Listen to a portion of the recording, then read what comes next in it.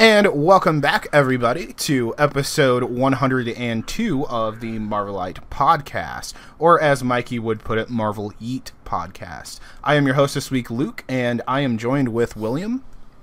What up, Doe? What up, Doe? And Nicholas. Hey, what's going on, everybody? Anyways, guys, we got our first set photo for the new Sony Venom film, and nothing actually too exciting. It's just kind of Tom Hardy sitting up against a table. Tom Hardley. But we kind of, we know now that they're in production. So, I mean, it is official. This movie is happening, whether we want it or not. I know that Nick really wants this film. I guess, like as time goes on, I'm going to keep an eye on it, and I advise everybody that's in the pop culture business to keep an eye on this film. Because it's going to go one of two ways. It's going to be a really good film, or it's going to be absolutely shit. Because so far, like, Sony has given me shitty movies in terms of superheroes. There's Whatever hardly... do you mean, Luke? Come on. Dude, this one has Avi Arad and Tom Rothman involved. Oh my god. Oh god. It's like Freddy Krueger and Jason Dude, teaming up to make a movie. Two supervillains making a movie. Yeah. Wow. I think like I'm gonna do a hour-long video essay on why Fox and Sony need to die. You do it on your channel, bro. I'll check it out. Dude, but Fox said they'd love to make another Fant Four Stick reboot. They said there's a great one waiting to happen. No one else would. It's like a killer for your career in Hollywood. Well, aren't they making that Fantastic Four Kids new reboot now? Not Power. Oh yeah, with Nathaniel, the character that people barely remember unless you're a Fantastic Four fan.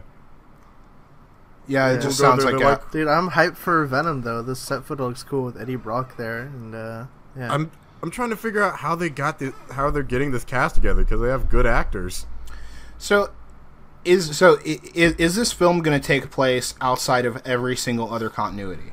Yeah, it's a whole new Sony's Marvel universe. Do we know if the Venom symbiote is going to be an actual symbiote, or is it just going to be some kind of stupid genetic experiment? No, it's a genetic experiment created in a lab. They confirmed already. Dumb. So they're basically going off of the Ultimate version. Yeah, it's the Ultimates version. Yeah, it's the Ultimates version, but without no, Peter Parker. But no superheroes, not even Spider-Man, and no villain. It's not set and they're adapting the Lethal Protector comic storyline, in which Spider-Man and Venom make a deal to stay out of each other's way. And then Spider-Man later teams up with Venom to fight against the other symbiotes like Rage and whatever, Scream or something. Oh my god! So they're going to do Toxic and. Yeah, so they're doing that story, but without Spider-Man. Yeah. And he's supposed to be motion capture, Venom is. Which, that's actually not too bad of an idea.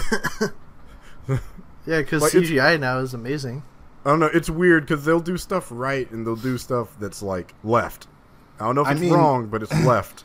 I mean, Spider-Man Homecoming had a $250 million budget, and some of that CG was just absolute garbage.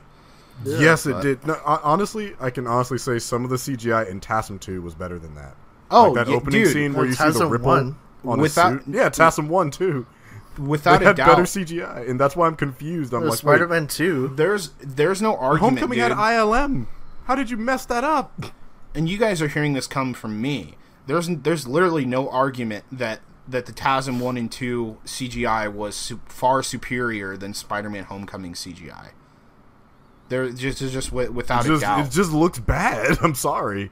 Yeah, I like the suit, but like they're doing it for Infinity War, and that's gonna bother the fuck out of Venom, my eyes. I'm so hyped to see this dark and gritty R-rated sci-fi horror Venom movie from the writer who brought you 50 Shades of Grey and Saving Mr. Banks. Here's the thing: is it like, are they writing the narrative to be a one and done, or is it just going to be a commercial for the next film and then the next film and then the next film? Because do they really plan on making a Venom sequel?